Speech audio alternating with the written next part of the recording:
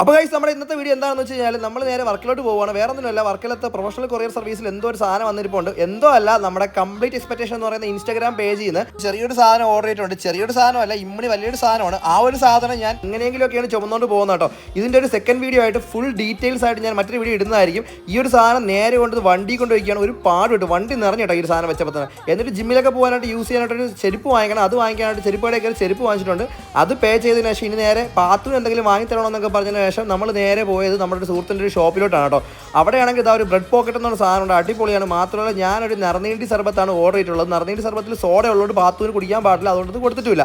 അപ്പോൾ പാത്തൂന് അവിടുത്തെ സ്പെഷ്യൽ ആയിട്ടുള്ള ഒരു ജിഗർദണ്ഡ എന്ന് പറഞ്ഞ സാധനം, ആൽമണ്ട് ഒക്കെ ഉപയോഗിച്ചുണ്ടാക്കുന്ന ജിഗർദണ്ഡയാണ് പാത്തൂന് വാങ്ങിച്ചു കൊടുത്തത്. പാത്തു അങ്ങനെ ഒന്നും വെളിയിൽ നിന്നുള്ള സാധനം കഴിക്കാത്തതാണ്, പക്ഷേ എന്തോ ഇത് അങ്ങോട്ട് ഇഷ്ടപ്പെട്ടു. ഇത് പ്രഗ്നൻസി ലേഡീസിന് കുടിക്കാൻ പറ്റിയൊരു സാധനമായിരുന്നു വാങ്ങിച്ചു കൊടുത്തത് കേട്ടോ.